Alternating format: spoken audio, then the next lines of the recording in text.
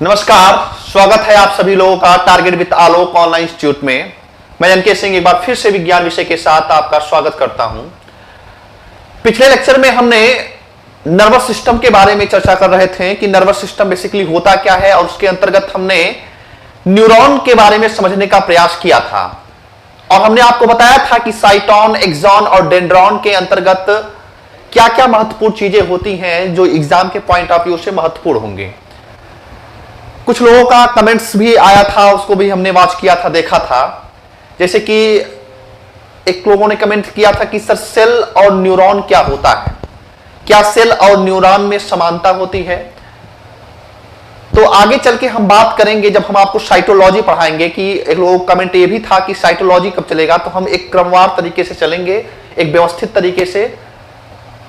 तो जब हम साइटोलॉजी पढ़ाएंगे तो उसके अंतर्गत आपको हम समझाएंगे कि बेसिकली जब आपस में सेल मिलते हैं तो टिश्यू का निर्माण होता है, ऊतक का निर्माण होता है। और ऊतक कई प्रकार के होते हैं, जैसे कि एपिथेलियम ऊतक होता है, उसी में आपका कनेक्टिव टिश्यू भी होता है।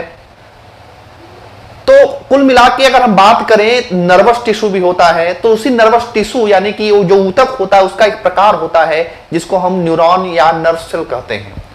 तो नर्व सेल भी एक प्रकार की कोशिकाएं ही होती है। उन सारी चीजों पे हम आगे डिस्कस करने वाले हैं।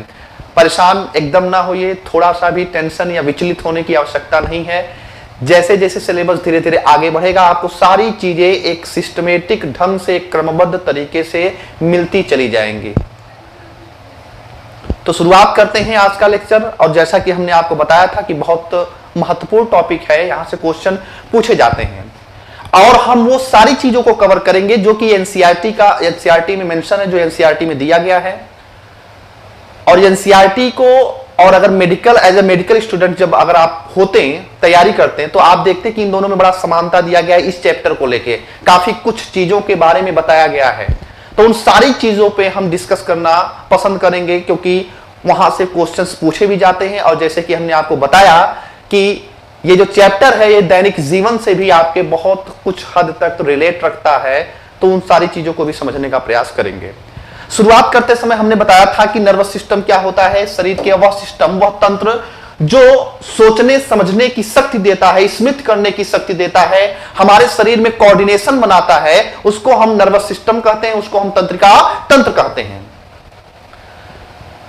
उसके पश्चात हमने बताया था कि 3 भागों में बांटकर हम अध्ययन कर सकते हैं।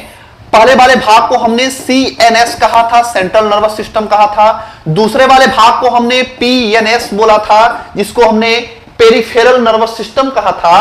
और तीसरा जो था महत्वपूर्ण, उसको हमने इसको एएनएस कहा था, यानी कि ऑटोनोमस नर्वस सिस्टम कहा था।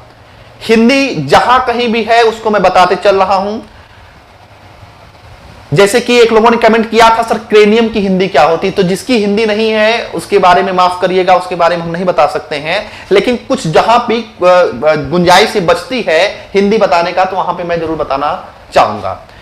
सेंट्रल नर्वस सिस्टम के बारे में हमने बताया कि केंद्रीय तंत्रिका तंत्र, परिधीय तंत्रिका तंत्र और स्वायत्त तंत्रिका तंत्र। सेंट्रल नर्वस सिस्टम इस वजह से महत्वपूर्ण होता है क्योंकि हमारे शरीर पर पूरा कोऑर्डिनेशन करने की जिम्मेदारी, पूरे संतुलन स्थापित करने की जिम्मेदारी इसी सीएनएस का होता है। और सीएनएस का महत्वपूर्ण 2 पार्ट्स होते हैं जिनको आज हम डिस्कस करेंगे।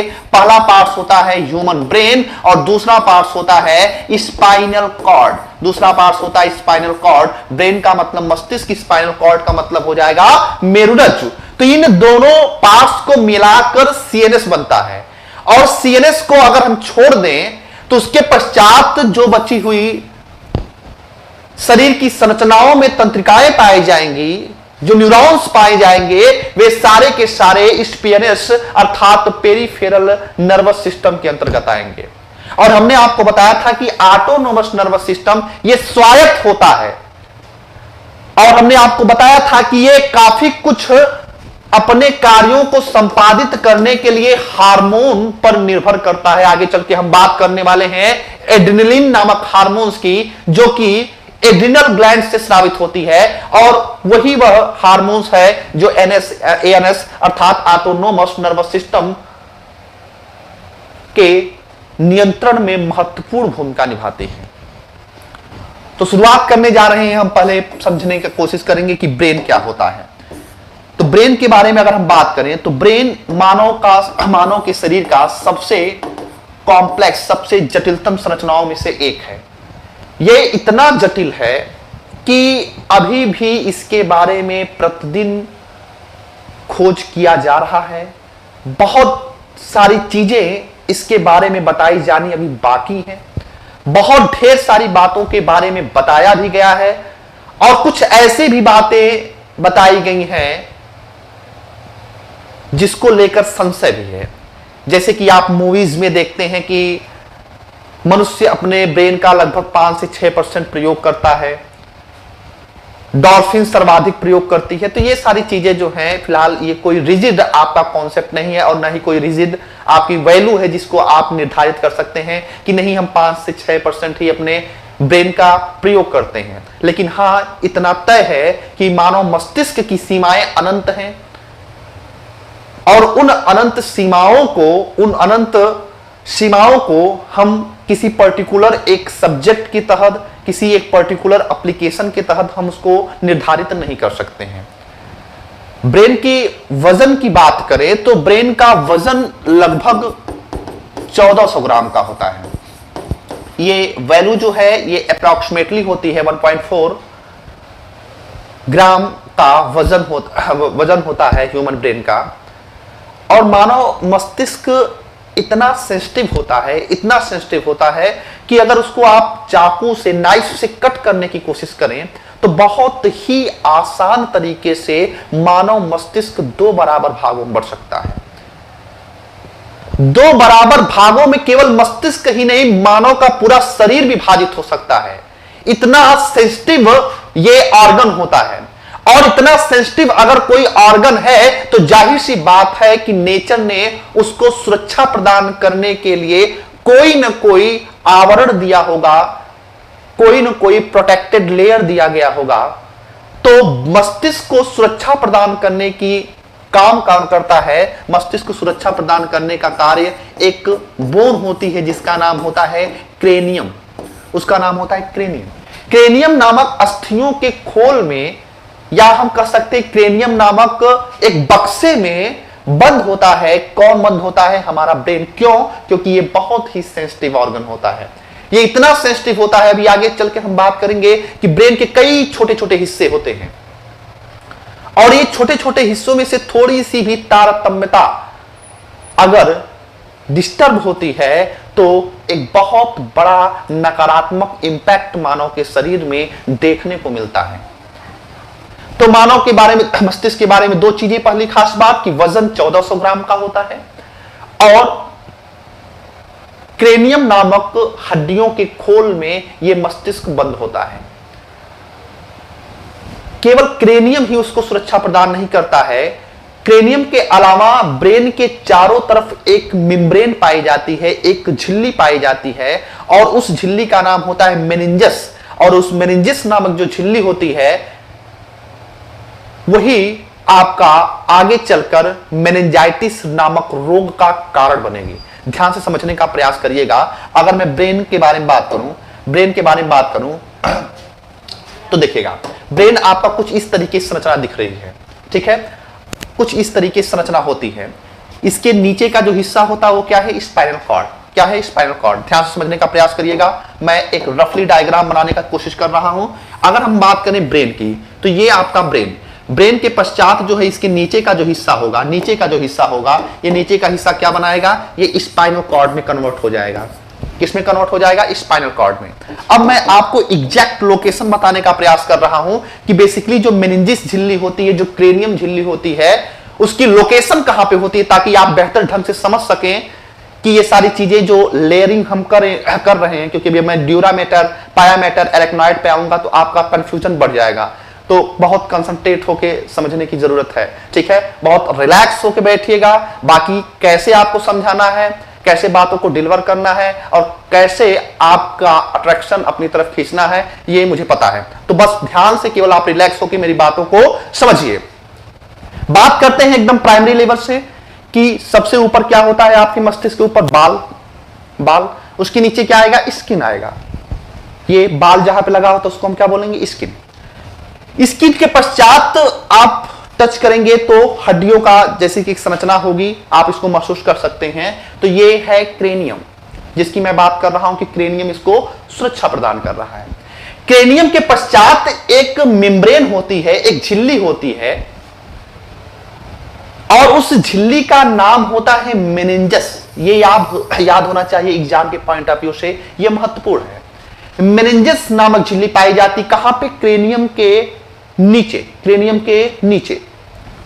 अब इस क्रेनियम के नीचे पाई जाने वाली ये जो मेनिंजिस झिल्ली होती है, इसके भी 3 लेयर होते हैं, 3 लेयर होते हैं। ध्यान समझने का प्रयास करिएगा। जैसे अगर हम बात करें कोई भी अगर संरचना हो, कोई एक पेज हो, ठीक है, अगर हम मान लेते हैं कि अगर कोई पेज जैसी संरचना हो, ठीक है, मैं आपको दिखा दे रहा हूं।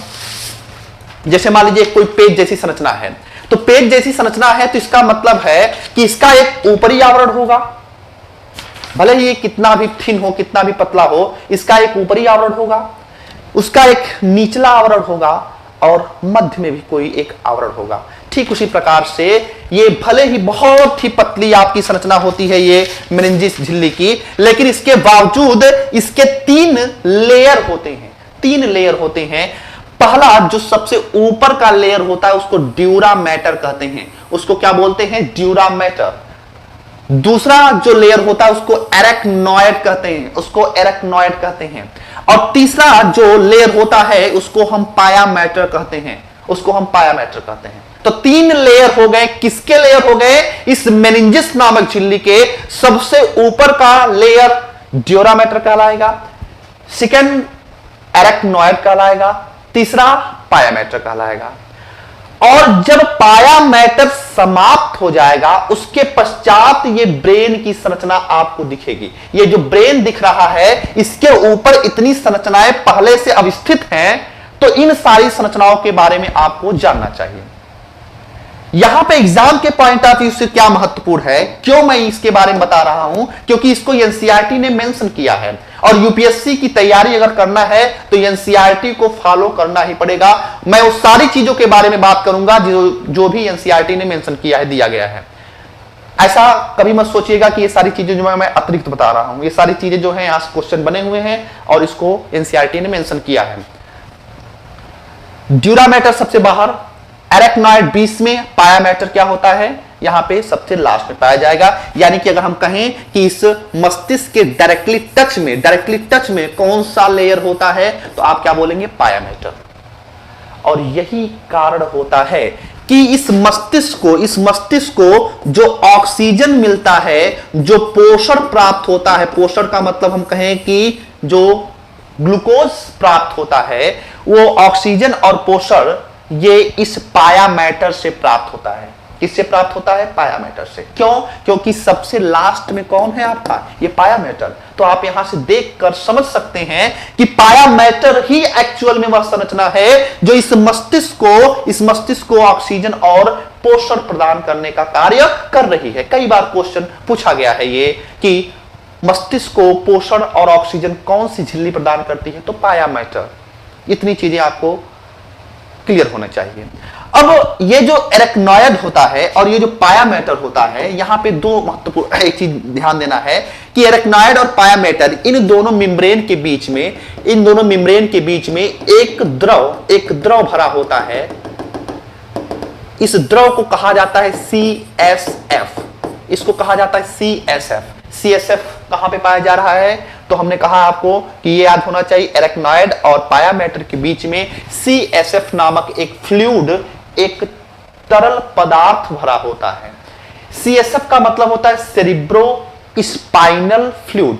फिर से मैं रिपीट कर रहा हूं, सेरिब्रो स्पाइनल फ्लूइड। यह सेरिब्रो स्पाइनल फ्लूइड कार्य क्या करता है, जब हमारे मस्तिष्क को कोई चोट लगती है या कोई मस्तिष्क किसी वजह से प्रेस होता है, तो यह बाहरी आघातों से या बाहरी चोटों से यह सुरक्षा प्रदान करता है, उसको एब्जॉर्ब करके जो है अंदर जाने से रोकता है। एक तरह से आप कह सकते हैं ये इंसुलेटर की तरह कार्य करता है। तो सेरिब्रो स्पाइनल फ्लूइड जो है ये कहां पाया जाता है, एरेक्नॉइड और पाया मैटर के बीच में। और ये जो संरचना आप देख रहे हैं, इतनी संरचना, ये संरचना आपको as it is spinal cord में भी मिलेंगी।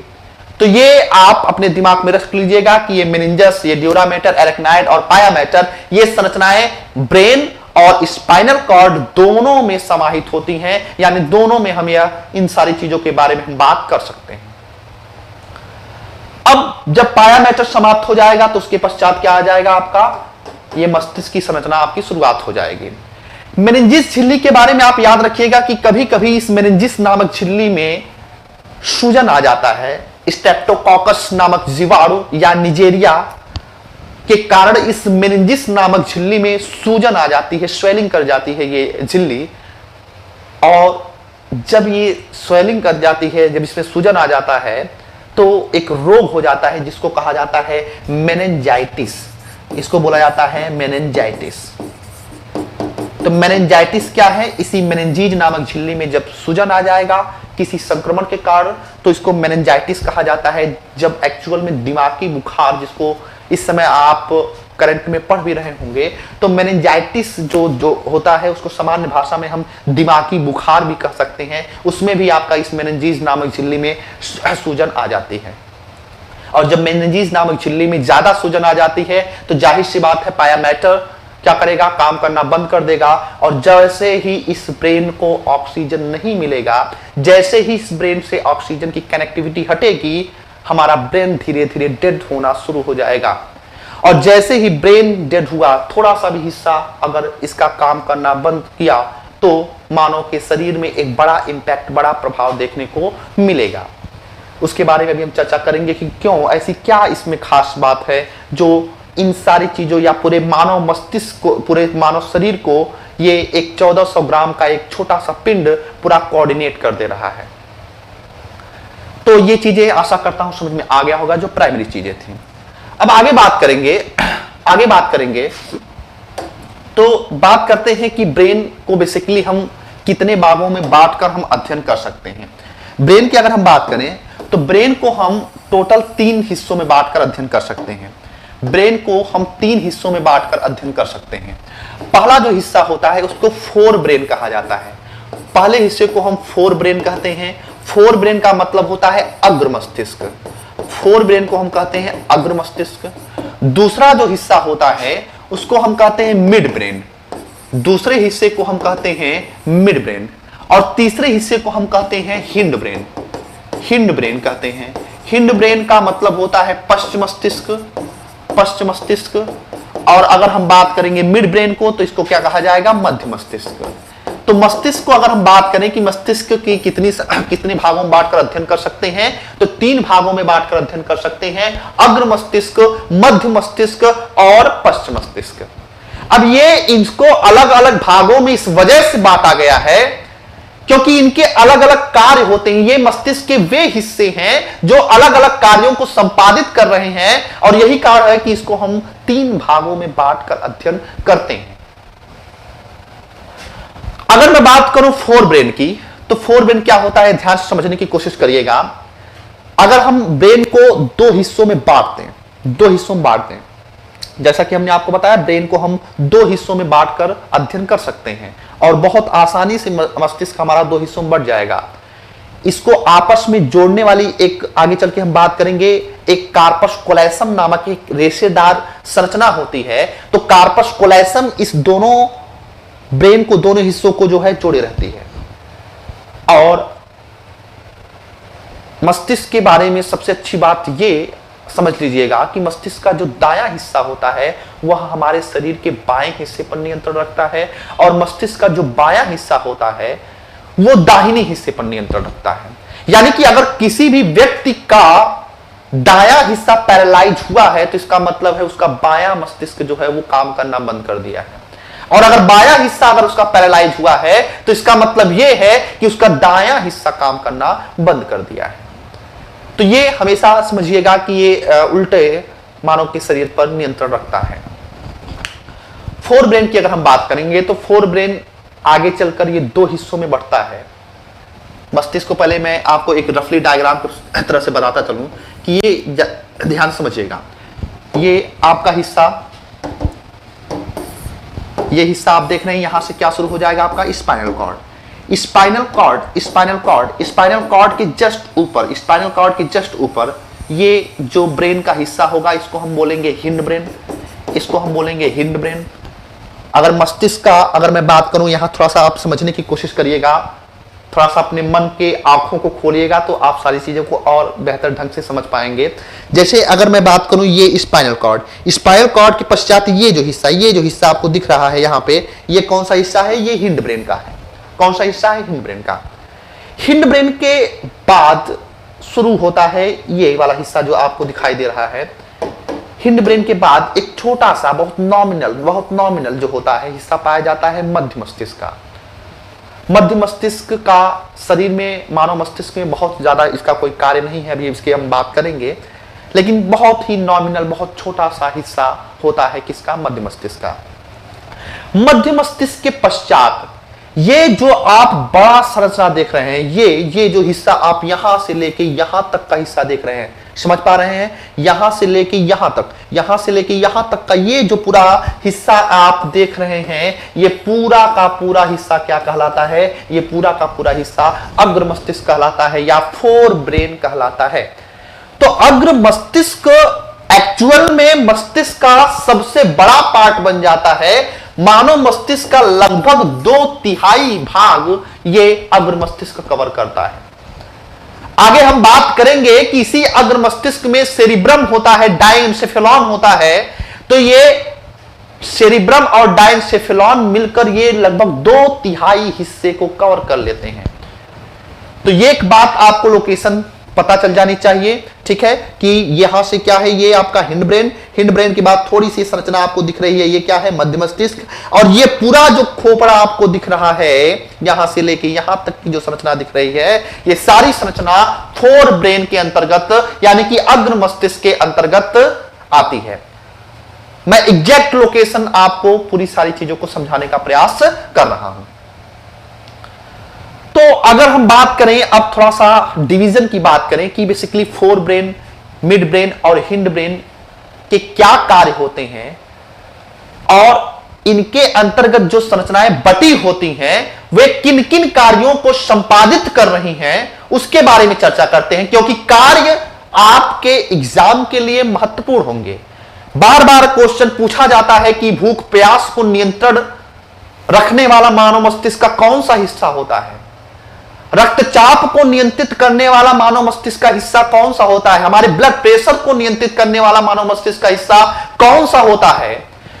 अगर हमको दर्द का अनुभव होता है तो यह कैसे होता है?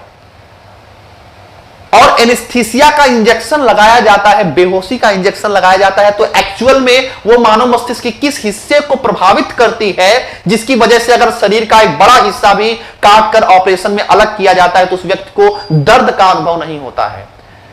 तो सारी चीजों के बारे में जो निर्धारित कर रहा है, ये 1400 ग्राम का एक पिंड निर्धारित कर रहा है। पूरे शरीर पर कोऑर्डिनेट करने का जो जिम्मा है वो किसका है? ब्रेन का। तो समझते हैं, पहले मैं इसको डिवीजन बता देता हूं, और डिवीजन बताते समय आपको एक सलाह दूंगा कि नाम से आप घबराइएगा मत। अभी क्लास जैसे ही ओवर होगी आज की, ये मेरा आपसे वादा है कि ये सारे नाम आपको याद हो जाएंगे, ठीक है? बस मेरे साथ पूरी कंसंट्रेशन के साथ 10 मिनट बने रहिए। फोर ब्रेन का यानी कि अग्र मस्तिष्क के 2 हिस्से होते हैं। पहला हिस्सा होता है सेरिब्रम, पहला हिस्सा होता है सेरिब्रम। दूसरे हिस्से को कहते हैं हम डायएन्सेफेलॉन। फिर से मैं रिपीट कर दूं, सेरिब्रम, सेरिब्रम का जो अगर हिंदी की बात करेंगे तो इसको प्रमस्तिष्क कहा जाता है और इसको डायएन्सेफेलॉन ही कहा जाता है। तो प्रमस्तिष्क और डायएन्सेफेलॉन, या फिर सारी चीजों को आप इंग्लिश में याद रखेंगे तो ज्यादा अच्छा रहेगा, ठीक है? क्योंकि प्रमस्तिष्क क्या होता है, ये सारी चीजें थोड़ा सा कंफ्यूज कर जाती हैं। तो फोर ब्रेन के कितने हिस्से हो गए? 2। पहला हिस्सा सेरिब्रम, दूसरा हिस्सा कौन सा हो गया? डायएन्सेफेलॉन। दूसरा हिस्सा डायएन्सेफेलॉन, जाने दीजिए। मिड ब्रेन के 2 हिस्से बच जाते हैं।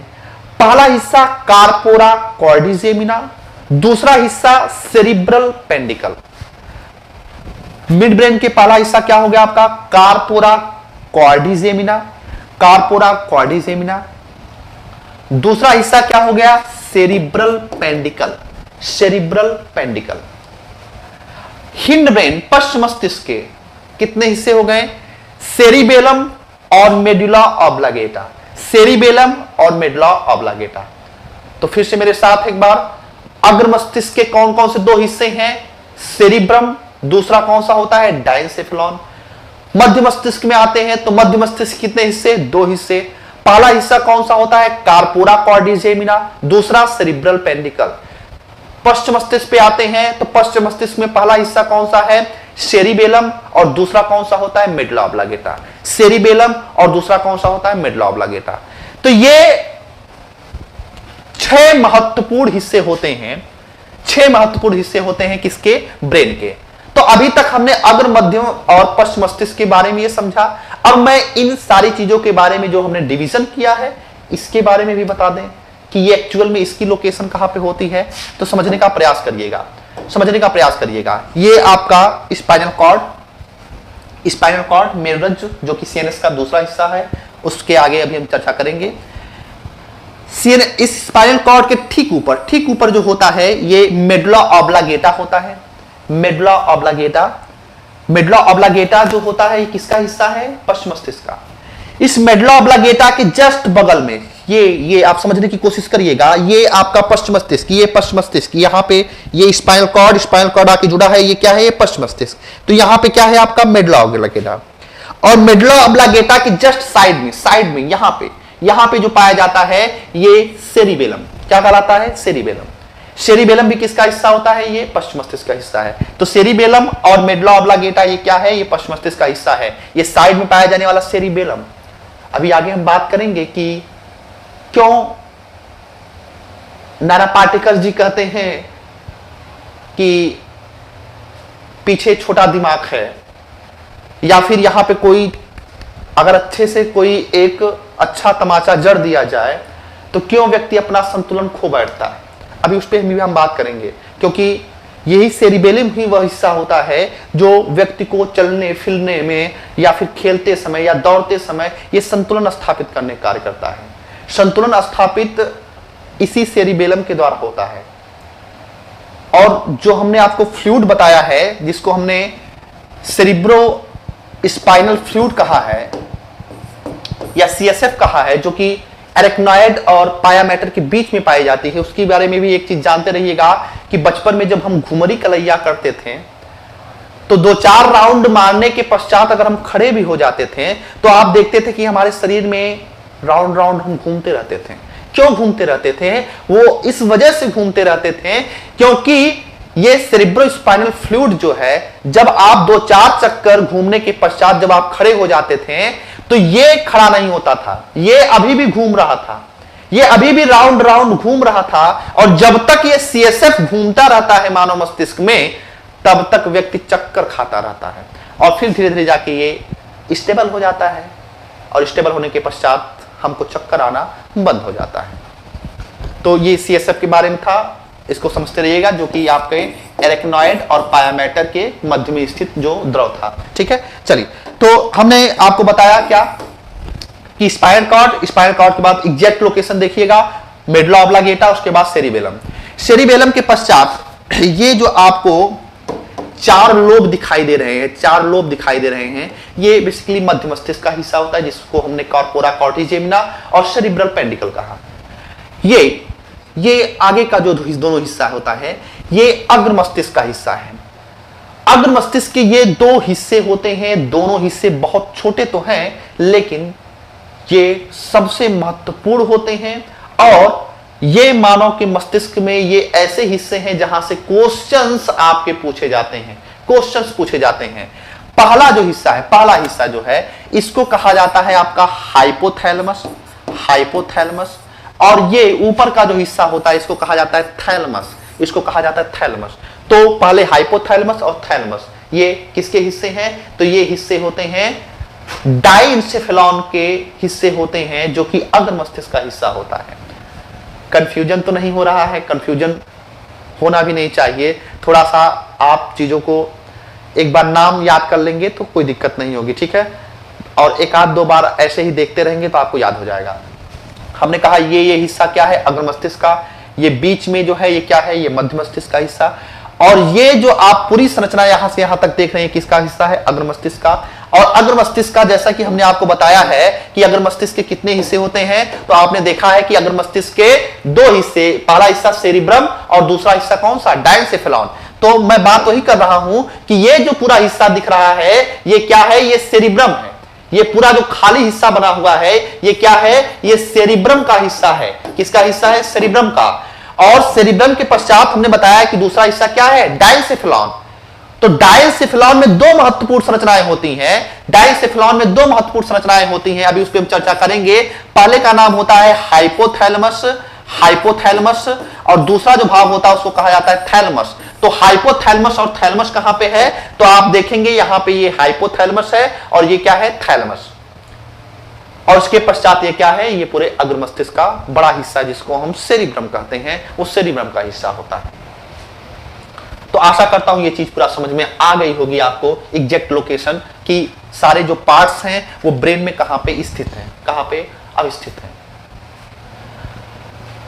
अगर हम बात करें इस ब्रेन की बात करें तो ब्रेन जो है वो रक्त का 15% अकेले कंज्यूम करता है, और मानव शरीर जितना ऑक्सीजन लेता है उसमें लगभग 20% अकेले मानव मस्तिष्क खर्च करता है।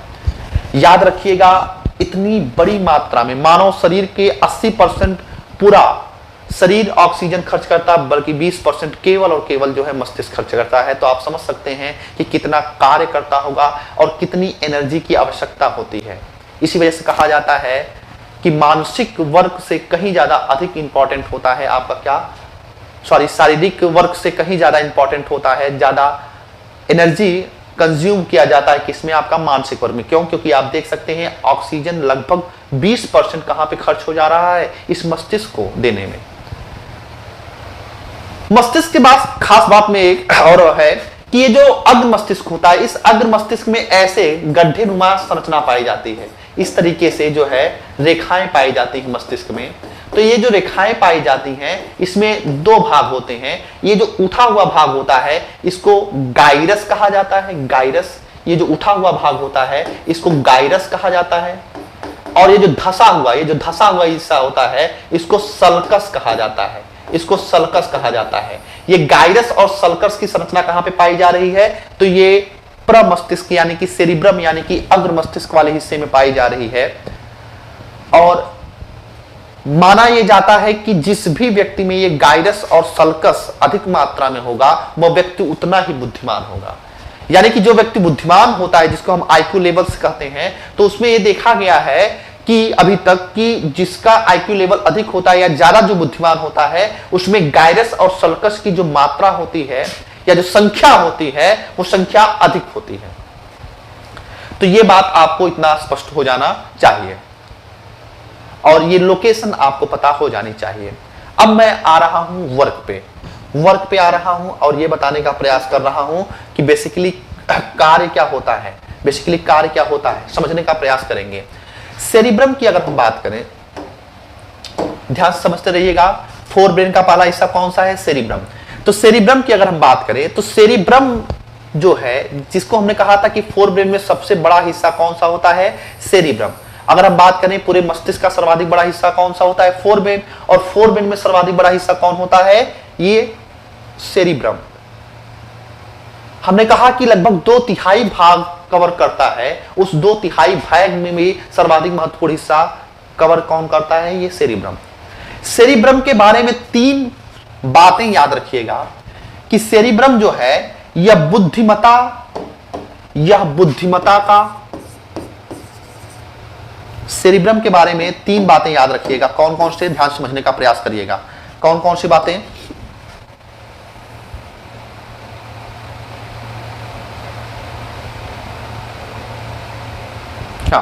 ठीक, सेरिब्रम के बारे में बात करें तो सेरिब्रम के बारे में 3 बातें याद रखिएगा कि सेरिब्रम जो है, सेरिब्रम यह बुद्धिमता, यह चिंतन, यह स्मृति का केंद्र होता है। यानी कि बुद्धिमता, चिंतन और स्मृति का केंद्र अगर पूछा जाए तो हमारा क्या है, सेरिब्रम है। जो कुछ भी हम सोचते हैं, जो कुछ भी हम एनालिसिस करते हैं, जो कुछ भी हम याद रखते हैं, जो कुछ भी हम चिंतन करते हैं, उन सारी चीजों के लिए जिम्मेदार कौन होता है? ये सेरिब्रम। हमने कहा था कि पेन को देखने के पश्चात हम एनालिसिस करते हैं। तो एनालिसिस हम कैसे करते हैं? एक बच्चा जो है, जो अभी अभी जन्म लिया है, उसको यह नहीं पता है कि यह पेन है, इससे लिखा जाता है। लेकिन बार बार जब उसको बताया जाता है कि यह पेन है, इस वस्तु से लिखा जाता है, तो यह जाके फीड हो जाता है कहां पे? सेरिब्रम में। और मानव मस्तिष्क जो पूर्व की बातें होती हैं, उसी आधार पे आगे की चीजों की विवेचना करता है। यानी कि अगर हम पेन को पहले देखे थे या उससे हमने लिखा था, तभी हम जाके आगे एनालिसिस कर पाते हैं। अगर कोई नई चीज देखते हैं तो हमारा ब्रेन वहां पे स्टेबल हो जाता है, वहां पे वो सोच नहीं पाता, समझ नहीं पाता। क्यों? क्योंकि अभी उसके अंदर ये स्मृति नहीं है, यानी कि वो अभी पहली बार उन सारी चीजों के बारे में अवगत हो रहा है। यही कारण होता है कि बच्चे जो होते हैं, बच्चे जल्दी जल्दी सारी चीजों को इस वजह से सीखते हैं क्योंकि उनका सेरिब्रम का एक बड़ा हिस्सा जो है अभी फिल नहीं हुआ होता है। और बच्चों के बारे में एक खास बात और, जैसे कि हमने आपको बताया कि लगभग 20% ऑक्सीजन कवर मस्तिष्क के द्वारा किया जाता है, लेकिन जो बच्चा होता है उसमें ऑक्सीजन और भी ज्यादा कंजम्पशन होता है। लगभग 60% तक जो है वो ऑक्सीजन अकेले मस्तिष्क खर्च कर लेता है बच्चों में, क्योंकि वो ज्यादा सारी चीजों को सीखते रहते हैं। उस समय वो जब दुनिया में आते हैं तो सारी चीजें उनके लिए नई होती हैं, इस वजह से वो सारी चीजों के बारे में सीखते हैं, सारी वस्तुओं को देखते हैं और उसके बारे में समझने की कोशिश करते हैं। तो ये मस्तिष्क का हिस्सा कार्य कर रहा है। तो मस्तिष्क में एक बड़ी मात्रा में ऑक्सीजन, ग्लूकोज खपत हो जाता है और यही कारण होता है कि बच्चे अधिक सोते हैं। क्यों सोते हैं? क्योंकि ग्लूकोज कहां चला जा रहा है? सारे ब्रेन में खर्च हो जा रहा है। यही कारण होता है कि उनके शरीर में थोड़ी सुस्ती रहती है और वो ज्यादा अधिक मात्रा में सोते हैं। तो अगर बच्चा सो रहा है तो इसका मतलब है कि उसका मानसिक लेवल जो है वो मेंटेन हो रहा है धीरे धीरे। तो ये चीज आप समझिएगा। तो सेरिब्रम के बारे में एग्जाम के पॉइंट ऑफ व्यू से क्या? बुद्धिमत्ता, चिंतन और स्मृति का क्या होता है? केंद्र होता है। अब सेरिब्रम को भी 4 हिस्सों में बांट दिया गया, ठीक है। अब आप ये सोच रहे होंगे कि ये मैं बार बार डिवीजन करते चला जा रहा हूं। मैं इस वजह से डिवीजन करते चला जा रहा हूं क्योंकि ये सारी चीजें आपके एग्जाम के लिए इंपॉर्टेंट हैं और सारी चीजें और भी क्लियर हो जाएंगी। सेरिब्रम 4 हिस्से फ्रंटल, पेराइटल, टेम्पोरल, ऑक्सीपिटल होता है। कौन कौन से हिस्से होते हैं? फ्रंटल, पेराइटल, टेम्पोरल और क्या होता है? ऑक्सीपिटल। फिर से मैं रिपीट कर दूं, फ्रंटल, फ्रंटल जो है फ्रंट से बना हुआ है। ये जो ललाट आप देख रहे हैं, ललाट, ये जो ब्रेन का ये जो आप अगला हिस्सा देख रहे हैं, ये क्या होता है? ये फ्रंटल कहलाता है। फ्रंटल के पश्चात ये जो हिस्सा आप देख रहे हैं, ये हिस्सा, इसको पेराइटल कहा जाता है, पेराइटल। और ये टेम्पोरल जो होता है, टेम्पोरल, ये बीच में यहां पे जो हिस्सा होता है इसको टेम्पोरल कहा जाता है। और थोड़ा सा साइड में ये ऑक्सीपिटल होता है। तो ऑक्सीपिटल साइड में, ये टेम्पोरल, ये पेराइटल और ये फ्रंटल। फ्रंटल का कार्य क्या होता है? ये हमारे ऐच्छिक क्रियाओं पर नियंत्रण करता है। ये हमारे ऐच्छिक क्रियाओं पर नियंत्रण करता है। ऐच्छिक क्रियाएं क्या होती हैं? जो हमारी इच्छा के अनुसार, जैसे अगर हमको पेन को उठाना होगा तो हम पेन को उठाएंगे, नहीं उठाना होगा तो हम नहीं उठाएंगे। ये ऐच्छिक क्रियाएं हो रही हैं। और हम पेन को कैसे उठा रहे हैं? हमारा मस्तिष्क वहां पे क्या कर रहा है? एनालिसिस, यानी कि हम बात किसकी कर रहे हैं? इस चिंतन की, इस बुद्धिमत्ता की बात कर रहे हैं। पेराइटल क्या कार्य करता है? ये स्पर्श को, दाब को, ताप को महसूस करता है। कौन? ये पेराइटल। स्पर्श को, दाब को, ताप को, इन सारी चीजों के बारे में महसूस करता है। ये टेम्पोरल जो है ये हमारे श्रवण क्षमता पर नियंत्रण स्थापित करता है। जैसे हम कोई चीज सुनते हैं तो हम ये सोचने की कोशिश करते हैं कि हम क्या सुन रहे हैं, या फिर पिताजी ने बुलाया है। तो जब ध्वनि हमारे कानों के द्वारा जाती है तो ये जो है एक केमिकल रिएक्शन के थ्रू या केमिकल मैसेज के थ्रू जो है वो ब्रेन तक पहुंचती है और ब्रेन उसको एनालिसिस करता है। पुनः बुद्धिमत्ता चिंतन आ गया और एनालिसिस करने के पश्चात वह यह आपको समझा लेता है कि ये जो आवाज आप सुन रहे हैं वो पिताजी की है और पिताजी आपको बुला रहे हैं। तो ये श्रवण क्षमता पर नियंत्रण करता है। आगे हम चल के बात करेंगे कि इसमें जो ये कार्पोरा कॉर्डिजेमिना होता है इसकी मदद करता है, क्योंकि कार्पोरा कॉर्डिजेमिना का भी कार्य होता है दृष्टि क्षमता और श्रवण क्षमता पर नियंत्रण करना। लेकिन इसका कार्य किस तरीके से भिन्न है, अभी उसके बारे में भी हम चर्चा करेंगे। तो फ्रंटल ये क्या करता है, ऐच्छिक क्रियाओं पर नियंत्रण करेगा। और बुद्धिमत्ता चिंतन की जो हम बात कर रहे हैं वो कौन है, ये फ्रंटल। तभी हम कहते हैं ललाट उसका चमक रहा है। क्यों ललाट चमक रहा है, वो अत्यधिक बुद्धिमान है। क्यों अत्यधिक बुद्धिमान है, क्योंकि उसका फ्रंटल लेवल जो है वो बुद्धिमत्ता को सूचित कर रहा है। पेराइटल के बारे में बात करेंगे तो पेराइटल के बारे में हमने कहा स्पर्श दाब को भी नियंत्रित करता है ये। टेम्पोरल जो होता है पीछे जो आपका हमने बताया कि यहाँ पे जो हिस्सा पाया जा रहा है क्या है, टेम्पोरल। लेकिन पीछे का मतलब ज्यादा पीछे मत जाइएगा। टेम्पोरल जो है ये मध्य मस्तिष्क के क्या है, थोड़ा सा ऊपर। तो टेम्पोरल क्या कार्य करता है, टेम्पोरल का कार्य होता है ये श्रवण क्षमता पर नियंत्रण करता है। और ऑक्सीपिटल जो होता है ये दृष्टि क्षमता पर नियंत्रण करता है। यानी कि हमने पेन को देखा था तो हमने बताया कि ये चीज पहले से हमने कहीं देखी गई होगी हमारे द्वारा, तभी हम इस विषय वस्तु के बारे में हम जान पाते हैं कि ये जो पदार्थ रखा गया है ये पदार्थ क्या है, वास्तव में पेन है। तो ये दृष्टि क्षमता पर नियंत्रण, ये श्रवण क्षमता पर नियंत्रण, ये स्पर्श दाब पर नियंत्रण, ये आपका बुद्धिमत्ता और अच्छी क्रियाओं पर नियंत्रण करेगा। और ये सारी चीजें मिलाकर क्या बनेंगी, सेरिब्रम। और सेरिब्रम का 3 शब्द याद रख लीजिएगा, बुद्धिमत्ता, चिंतन और स्मृति का केंद्र बिंदु होता है। आशा करता हूं आपको यह समझ में आया होगा। अब आगे बात करते हैं डायंसेफेलॉन की। दूसरा जो हिस्सा होता है अग्र मस्तिष्क का वो क्या है, डायंसेफेलॉन।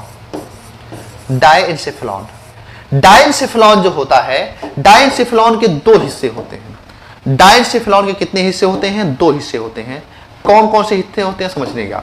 डायंसेफेलॉन के 2 हिस्से होते हैं। पहला जो हिस्सा होता है उसको थैलेमस कहा जाता है। पहले हिस्से को कहा जाता है थैलेमस। दूसरे हिस्से को क्या बोला जाता है आपका, हाइपोथैलेमस। हाइपोथैलेमस नीचे होता है और थैलेमस क्या होता है, ऊपर। थैलेमस क्या होता है, ऊपर होता है और हाइपोथैलेमस क्या होता है, नीचे होता है। ठीक है, जैसा कि हमने आपको फिगर में बताया होगा कि ये आपका हाइपोथैलेमस है और ऊपर क्या है, ये आपका थैलेमस। तो ये दोनों हिस्से किसके हो जा रहे हैं, ये डायंसेफेलॉन के। डायंसेफेलॉन किसका हिस्सा है, तो ये फोरब्रेन का हिस्सा है। फिर से मैं बता दूं, थैलेमस हाइपोथैलेमस डायंसेफेलॉन का हिस्सा है। डायंसेफेलॉन किसका हिस्सा है, अग्र मस्तिष्क का, फोरब्रेन का हिस्सा है। कार्यों पे आते हैं, कार्य क्या है, ये जो थैलेमस होता है ये इसके लिए भी 3 शब्द याद रखिएगा, ठंडा, गर्म, दर्द का यह अनुभव कराता है। ठंडा, गर्म, दर्द का यह क्या करता है, अनुभव कराता है। यानी कि जो हमको दर्द का अनुभव होता है जब हम कहीं से गिरते हैं तो हमारे शरीर को जो दर्द होता है उस दर्द का अनुभव कराने का जो जिम्मा लिया है वो किसने लिया है, थैलेमस।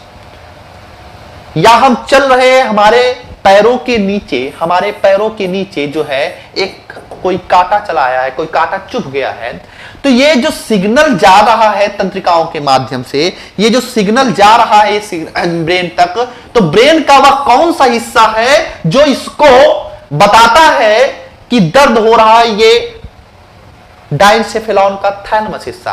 और जब इंजेक्शन दिया जाता है एक्चुअल में एनेस्थीसिया का, तो यही थैलेमस वाला हिस्सा कुछ देर के लिए निष्क्रिय कर दिया जाता है। और यही कारण होता है कि मैसेज जाता तो है ब्रेन के पास लेकिन ये लौट के वापस नहीं आता। इसी वजह से अगर हम कुछ भी कर दें, यहां पे कोई कार्य करें, तो ये क्रिया प्रतिक्रिया देने वाला नहीं है। क्यों नहीं देने वाला है, क्योंकि इस समय इसका थैलेमस वाला पार्ट काम कर नहीं रहा है।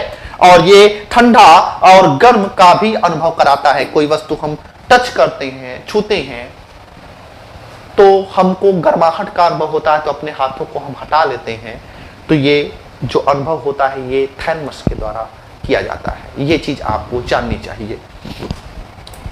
आगे मैं बात करने वाला हूं हाइपोथैलेमस की। तो पुनः हाइपोथैलेमस के बारे में याद क्या रखना है आपको कि ये अग्र मस्तिष्क का हिस्सा होता है। अग्र मस्तिष्क का हाइपोथैलेमस और थैलेमस ये दोनों एग्जाम में बहुत बार पूछे जाते हैं। कई बार एग्जाम में यहां से क्वेश्चन आपके पूछे गया है। तो हाइपोथैलेमस पे आते हैं। तो हाइपोथैलेमस की अगर हम बात करें तो हाइपोथैलेमस जो होता है यह कार्य क्या करता है, इसके बारे में याद रखिएगा। ये भूख पर नियंत्रण रखता है, यह प्यास पर नियंत्रण रखता है, यह प्यार पर नियंत्रण रखता है। हम किसी व्यक्ति से घृणा करते हैं, उस घृणा से भी उसको भी नियंत्रण करता है। हमारे हार्मोन पर भी नियंत्रण रखता है, याद रखिएगा, हार्मोन पर भी नियंत्रण स्थापित करता है। तो हार्मोन पर नियंत्रण, भूख पर नियंत्रण, प्यास पर नियंत्रण, प्यार पर नियंत्रण, घृणा पर नियंत्रण, इन सारे चीजों के बारे में कोऑर्डिनेट करने का कार्य कौन करता है, ये हाइपोथैलेमस। यहां तक कि हमारा जो ब्लड प्रेशर होता है, बीपी भी होता है, इसको भी ये हाइपोथैलेमस मेंटेन करने की कोशिश करता है, उसको भी ये क्या करता है, नियंत्रित करता है।